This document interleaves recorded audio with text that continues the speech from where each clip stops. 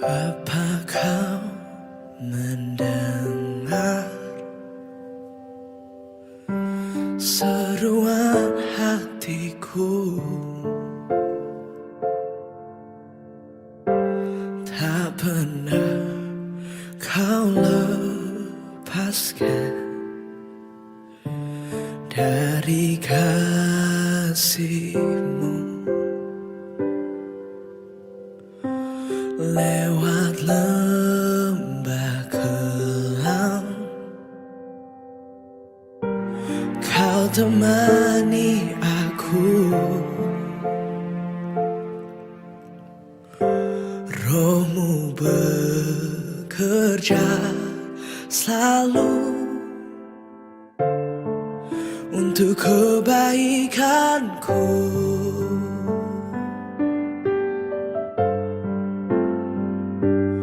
Mengalir kuasa dari tempat maha tinggi, Bapa kekal mulia, kau hadir di sini, memulihkan hati, menyembuhkan yang terluka. Ku kan tenang bersamamu, Bapa.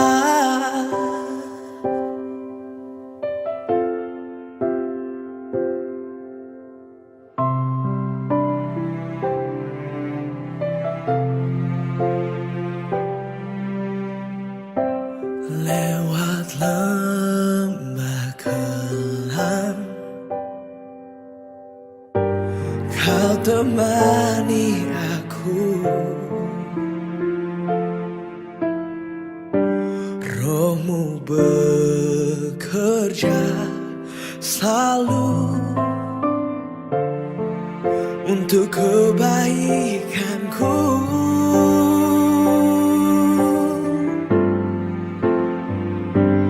Mengalir kuasa dari tempat maha tinggi, Bapa kekal mulia, kau hadir di sini, memulihkan hati, menyembuhkan yang terluka.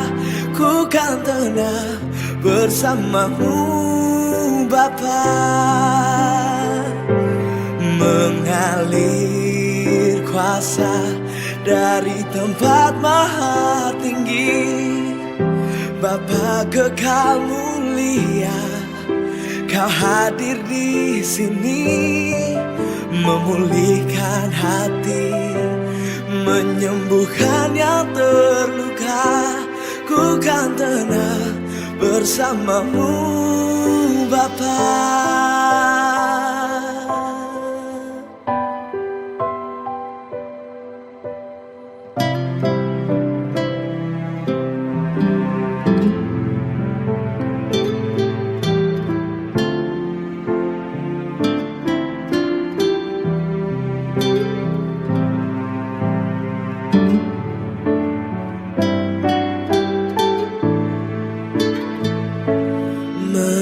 Mengalir kuasa dari tempat maha tinggi, Bapa kekal mulia, kau hadir di sini, memulihkan hati, menyembuhkan yang terluka. Ku kan tenang bersamamu, Bapa. Ku kan tenang bersamamu, Bapa. Ku kan tenang bersamamu, Bapa.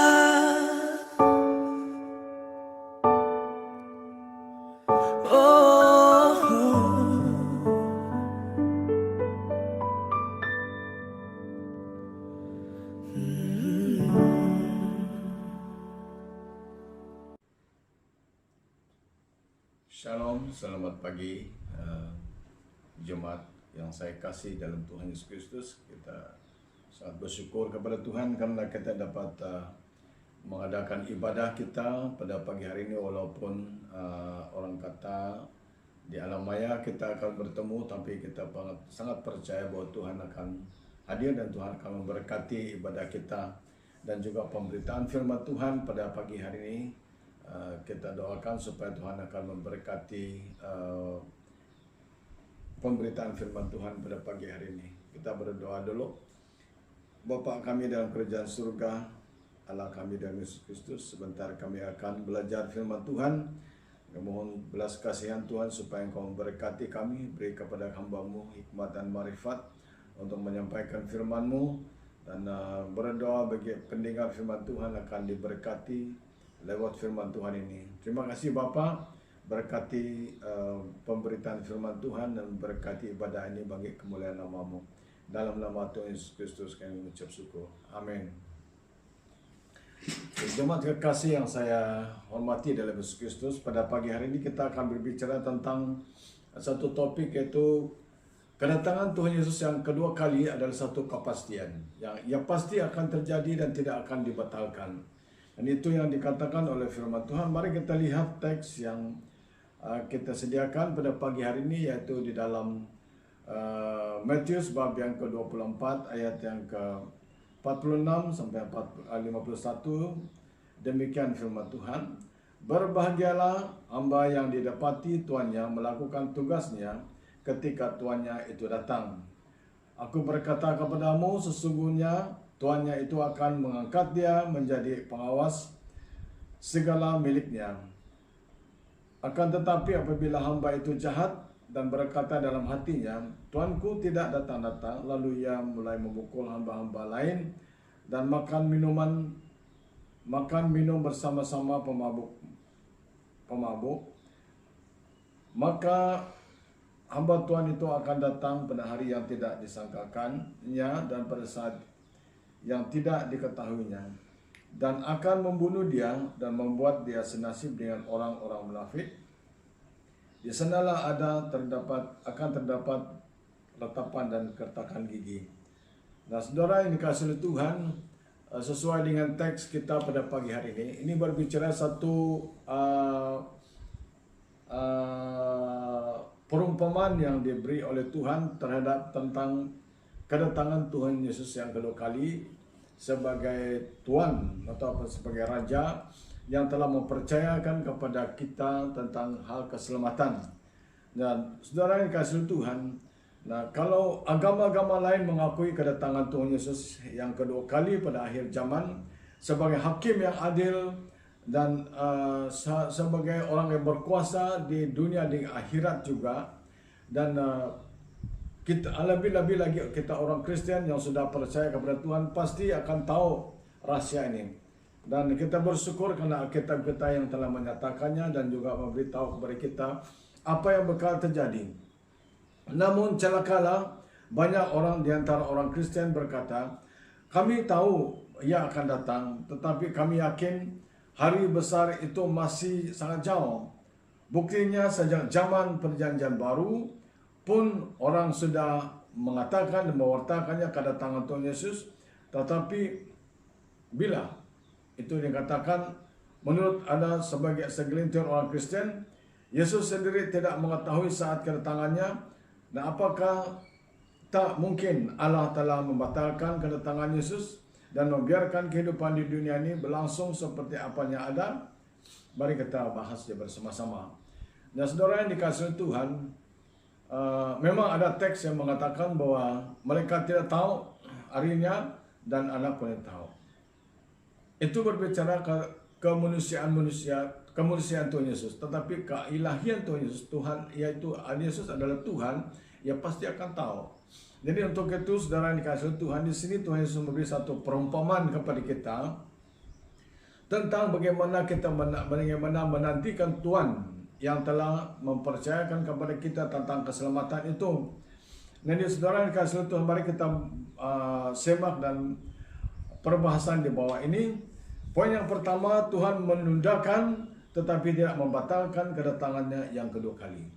Nah, dalam satu peristiwa di mana waktu Tuhan Yesus telah bangkit dari kematian Dan beberapa hari selepas itu dia membuat satu acara di mana dia akan membawa beberapa murid-muridnya dan saksi-saksi ke tempat dia telah angkat ke surga. Waktu Tuhan Yesus terangkat ke surga, Alkitab mengatakan semua saksi-saksi melihat pengangkatan Tuhan Yesus itu merasa sesuatu yang sangat mengherankan. Mereka sangat tercengang melihat dia terangkat begitu saja. Jadi saudara yang dikasihi Tuhan, memang itu sesuatu yang menakjubkan, sebab itu peristiwa yang pertama kali terjadi di mana manusia dapat melihat manusia itu sendiri terangkat dari bumi. Jadi waktu dalam mereka sangat bingung dan tercengang melihat Yesus terangkat ke surga, ke angkasa lepas dan hilang di dalam awang-awangan.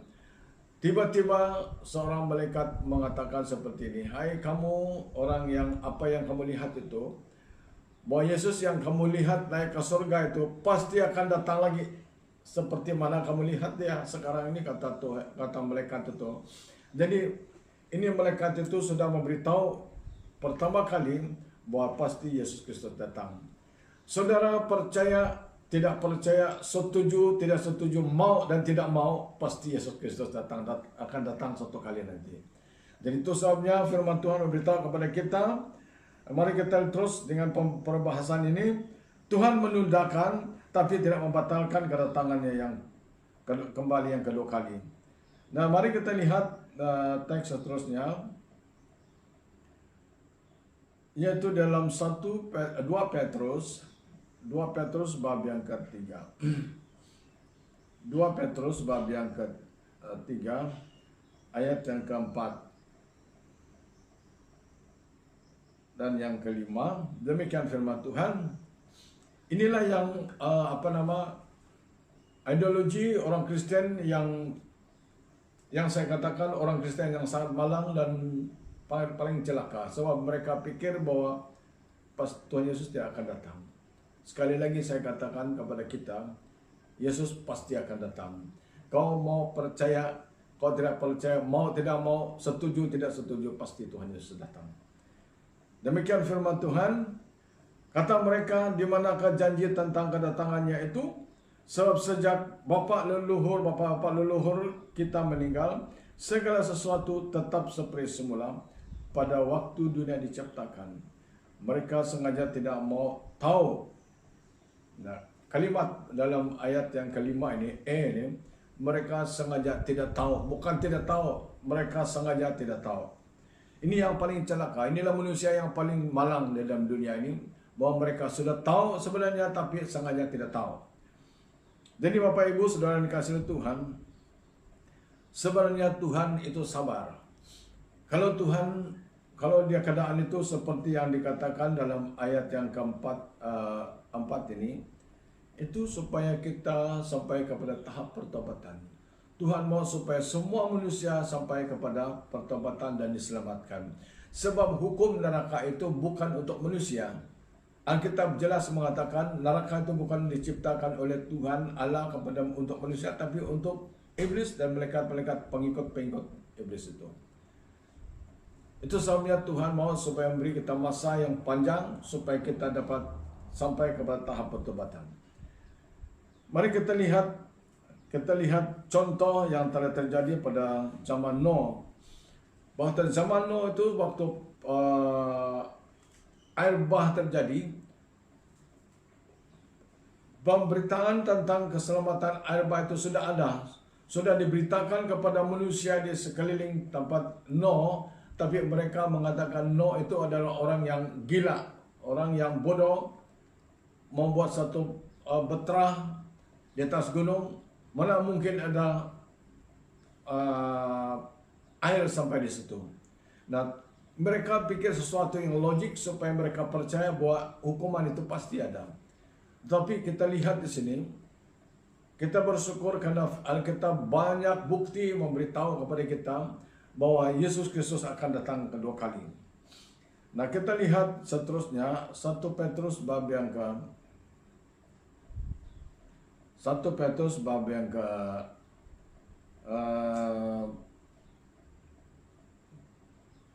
3 ayat 9.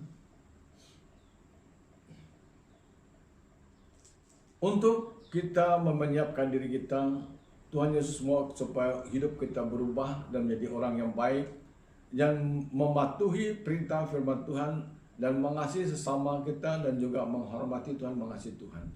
Alkitab memberitahu kepada kita, ini adalah satu persiapan kita untuk menghadapi kedatangan Tuhan Yesus yang kedua kali. Sekali lagi saya katakan bahwa kedatangan Tuhan Yesus Kristus yang kedua kali itu adalah satu kepastian, yang pasti datang. Nah, di sini Tuhan Yesus memberitahu kepada kita, firman Tuhan memberitahu kepada kita supaya kita hidup bebas daripada kejahatan dan jangan membalas segala kejahatan, caci maki dengan caci maki, tapi sebaliknya hendaklah kamu memberkati, karena untuk itulah kamu dipanggil untuk memperoleh berkat keselamatan. Dengan segala sesuatu yang boleh menghambat kita masuk ke dalam surga itu harus kita tinggalkan. Itu firman Tuhan, maksud firman Tuhan ini.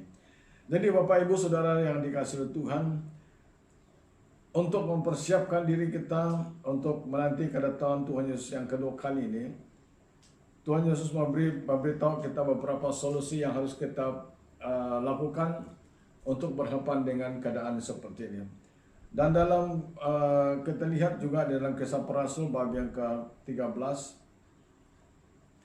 bab yang ke-13 ayat yang ke-34, demikian firman Tuhan. Allah telah membangkitkan dia dari antara orang mati dan ia tidak akan diserahkan kembali kepada kebinasaan. Hal itu dinyatakan oleh Tuhan dalam firman-Nya. Aku akan menggenapi kepadamu janji-janji yang kudus yang dapat dipercayai yang telah diberi kepada Daud. Ini berbicara tentang Tuhan Yesus telah menyelesaikan misi penyelamatannya kepada dunia ini dan kepada kita yang percaya kepadanya, dan supaya manusia itu bersiap sedia akan kedatangan Tuhan Yesus yang kedua kali ini. Kedatangannya untuk universal dan kedatangannya untuk pribadi seseorang. Jadi saudara yang kasih Tuhan, itu yang dikatakan oleh Tuhan bahwa Tuhan Yesus pasti akan datang kedua kalinya. Poin yang kedua, Yesus berjanji bahwa ia akan datang kembali. Nah, kita lihat teks itu dalam Yohanes bab yang ke-14 ayat yang kedua. Demikian firman Tuhan, di rumah Bapakku banyak tempat tinggal. Jika tidak demikian, jika tidak demikian, tentu aku mengatakannya kepadamu. Sebab aku pergi ke situ dan menyediakan tempat bagimu. Ini bagi Tuhan menyediakan tempat bagi orang percaya yang saleh, yang sudah bebas, yang telah pakaiannya sudah dimurnikan dan pakaiannya sudah dibersihkan daripada kotoran dosa. Jadi ini yang dikatakan oleh Tuhan ayat yang ketiga. Dan apabila aku telah pergi ke situ dan telah menyediakan tempat bagimu, aku akan datang kembali dan membawa kamu ke tempat aku, supaya tempat di mana aku berada, kamu pun berada di situ. Jadi itu firman Tuhan bagi kita. Tuhan telah menyediakan itu daripada mulut Tuhan Yesus Kristus, telah mengatakan kepada kita dalam Alkitab bahwa ia pasti datang dan ini satu yang pasti akan terjadi. Nah, kita lihat juga di dalam Matius bab yang ke-24, Matius 24 ayat yang ke-3 sampai dengan ayat yang ke-14. Ini bacanya terlalu panjang, tetapi saya akan mengutip beberapa ayat saja untuk kita. Ini berkaitan dengan permulaan penderitaan. Nah, dalam satu peristiwa bahwa Tuhan Yesus membawa murid-muridnya ke Gunung Zaitun, dan murid-murid itu bercakap dengan dia sendirian, dan kata mereka, katakanlah kepada kami bila manakah itu akan terjadi, apakah tanda kedatanganmu dan tanda kesudahan dunia ini. Dan murid Tuhan Yesus tahu dengan pasti bahwa Tuhan Yesus akan datang naik ke surga dan akan datang lagi. Apa tanda itu Tuhan? Dan mereka bertanya kepada Tuhan, dan Tuhan Yesus menjawab seperti ini. Waspadalah supaya jangan ada orang menyesat kamu. Satu hal yang kita harus waspadai, bila kedatangan Tuhan Yesus yang kedua akan terjadi, pasti akan terjadi, dan tanda ini akan kamu lihat. Ini tanda yang kamu lihat. Kata firman Tuhan, supaya jangan orang menyesat kamu, sebab banyak orang datang dan memakai namaku dan berkata aku adalah Mesias, dan mereka akan menyesatkan banyak orang. Dan kamu lihat, kamu akan mendengar deru perang dan kabar-kabar tentang perang, namun berawas-awaslah, janganlah kamu gelisah, semua itu harus terjadi, tapi belum sampai kesudahannya. Sebab bangsa akan bangkit melawan bangsa dan kerajaan melawan kerajaan, akan kelaparan dan gempa bumi dan di berbagai tempat. Dan akan tetapi semua itu barulah permulaan penderitaan menjelang zaman baru. Nah, kalau kita lanjutkan bacaan ini, satu keadaan yang sangat sukar bagi kita. Nah, kita lihat pada hari ini, konteks pada hari ini ada mirip-mirip dan penderitaan yang kita alami, dan kita percaya orang-orang Kristen yang sudah memahami hal ini akan bersukacita karena ini merupakan rahasia daripada Tuhan yang Tuhan beri tahu kepada kita. Semua penderitaan itu akan ada, gempa bumi dan juga penderitaan, baik itu penyakit sampah dan sebagainya. Itu semua ada. Tuhan Yesus telah predik itu dan memberitahu kepada umat-umat Tuhan supaya bersiap sedia dan mengetahui bahwa kedatangan itu Tuhan Yesus itu sudah mendekat.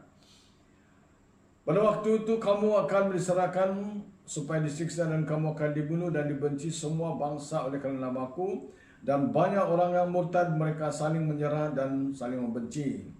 Dan lagi ayat yang ke-11 ini dikatakan banyak nabi palsu akan muncul dan menyesat ke banyak orang. Nah, hari ini kita lihat dalam sosial media yang kita dengar pada hari ini, begitu banyak teknologi yang canggih pada hari ini. Orang membuat beberapa prediksi dan juga beberapa nubuat-nubuat yang palsu, dan itu tidak apa yang sudah sebut oleh Tuhan Yesus dalam firman ini, itu sudah terjadi.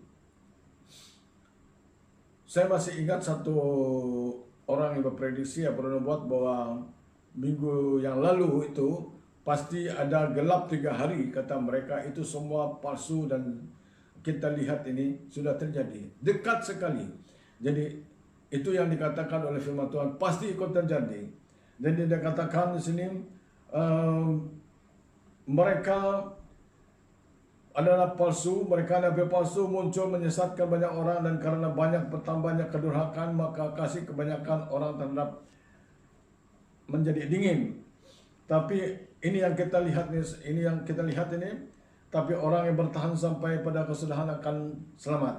Dan Injil kerajaan ini akan diberitakan seluruh dunia dan menjadi kesaksian bagi banyak bangsa. Sesudah itu barulah tiba kesudahannya. Saudara yang dikasihi oleh Tuhan, kita lihat sini poin yang kedua, Tuhan Yesus berjanji untuk datang kembali dan tidak ada seorang yang dapat membatalnya. Poin yang terakhir, yang ketiga, yaitu masa kedatangannya akan dipersingkatkan. Mari kita lihat itu juga dalam ayat yang dalam bab yang sama, ayat yang ke 20, Matius 24 ayat 22. Demikian firman Tuhan. Sekiranya waktunya tidak dipersingkatkan, maka dari segala yang hidup tidak ada yang selamat. Akan tetapi oleh karena orang-orang pilihan, waktu itu dipersingkatkan. Di sini kita lihat Tuhan Yesus memberitahu supaya waktu itu dipersingkatkan, supaya keselamatan bagi orang yang sudah saleh dan sudah menanti Tuhan itu, Tuhan mempersingkatkan masanya bagi kita. Jadi saudara yang kasih Tuhan, orang-orang yang sudah percaya kepada Tuhan, berbahagialah dia. Dan orang yang sudah mengenal firman Tuhan, janji firman Tuhan, berbahagialah. Sebab rahasia ini tersinggap kepada orang yang mengasihi Tuhan, yang betul-betul mengasihi dan menghormati Tuhan dan takut akan Tuhan. Nah, yang terakhir kita lihat di sini, ada jenis manusia seperti ini, yang saya katakan paling celaka dan paling malang.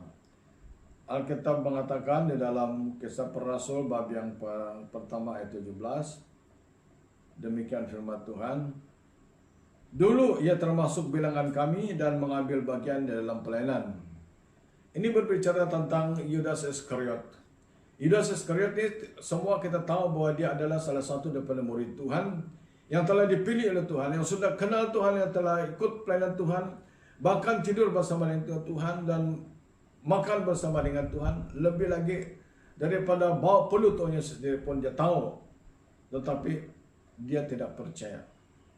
Dia tidak percaya, dia telah mengabaikan keselamatan, dia mengabaikan pertobatan, dan dia sebenarnya adalah murid Tuhan. Dan berapa kali dia melihat Tuhan Yesus berkhotbah dan menyuruhkan supaya manusia bertobat daripada kejahatannya.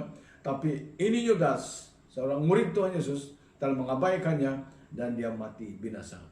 Dan saudara yang dikasihi oleh Tuhan, firman Tuhan menegaskan kepada kita bahwa Tuhan mau supaya kita senantiasa hidup saling di depan Tuhan. Dan kalau Allah Tuhan memberi kesempatan bagi kita pada hari ini, itu bukan Tuhan itu lalai dalam menepati janjinya, tapi dia mau supaya kita sampai kepada tahap pertobatan kita di hadapan Tuhan. Dan Tuhan mau supaya semua manusia akan diselamatkan. Sebenarnya neraka itu bukan bagian manusia.